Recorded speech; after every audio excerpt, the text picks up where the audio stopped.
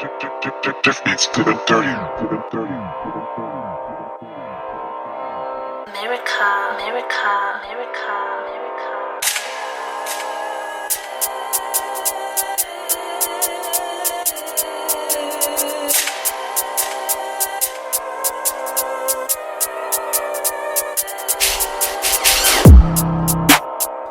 What's up guys, it's Kid Nerd here, and today we're looking at the story of London's youngest hitman. The story of Santre Gayle, who hit national news after murdering a young mother right at her doorstep. Before we get into the video guys, please don't forget to subscribe and like, and also turn on post notifications.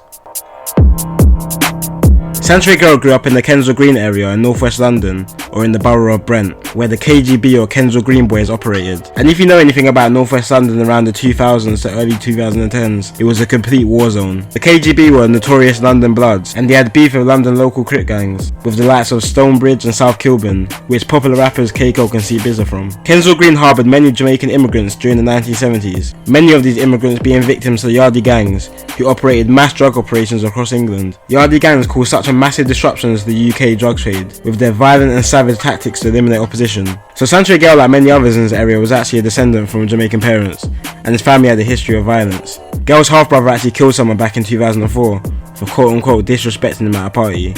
This is only 2 weeks after his other half-brother robbed and killed a lawyer in cold blood. His dad abandoned his family for pretty much all of his life, and his mother was never home and pretty much lived her own life. So Gayle was pretty much left to fend for himself from young, not to mention he was also expelled from school.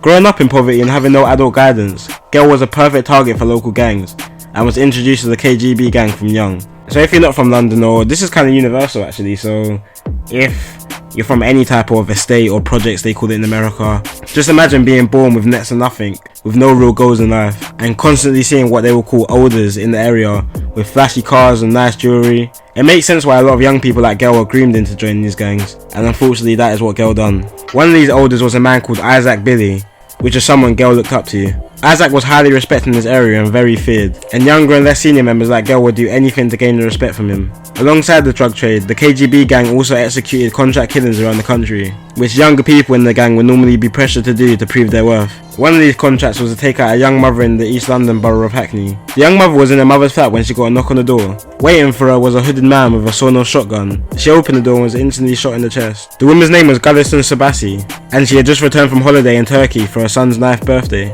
The gunman was hooded and hid his face, which gave impressions of being a grown-up professional hitman, but it turned out to be 15-year-old Santre Gayle. Santre Gayle was accompanied by older member Izak Billy, who waited in the cab while Santre committed the murder. The victim's ex-boyfriend actually called for the hit due to custody battles with the child.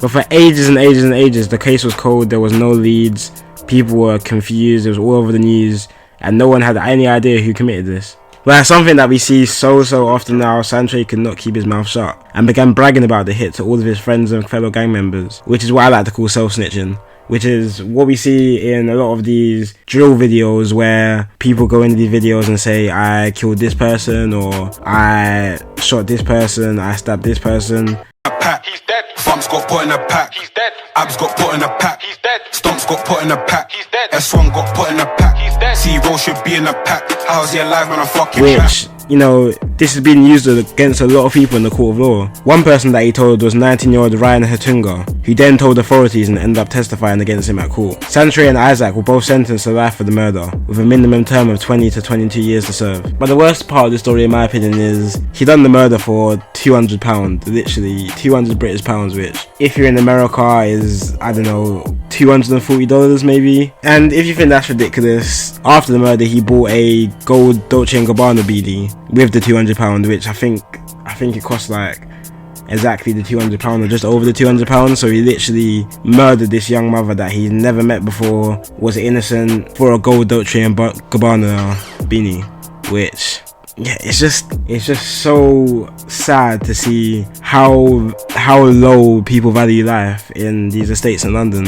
And not even to mention that the hat was Dolce & Gabbana. You could have bought maybe a Moncler hat for that, something a bit better than the Dolce & Gabbana hat, but let's not even talk about the fashion sense. It's quite sad because we can see from Santre's upbringing that he didn't really have much guidance in life. He didn't have any role models to look up to.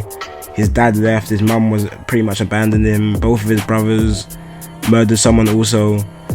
It's just a trend we see so often in young people, especially young black people in London. He's currently still locked up. He'll probably be locked up till he's around at least 35, then he'll have the option for, or the possibility of parole, which he may or may not get, depending if they think he's changed or if he's got into a lot of fights in prison, which is something that happens because you're mixed with all these different gangs that have beef with your area pretty much. So it's pretty much inevitable that he's gonna get into these fights, which will just keep extending his time. But I'm interested to know what you guys think. Do you guys think people like him, where they didn't have the best upbringing, they've committed something when they're younger, maybe regret it later in life, do you think they deserve a second chance, or do you think they should serve the whole life sentence? Me personally, I feel like people like this do deserve a second chance.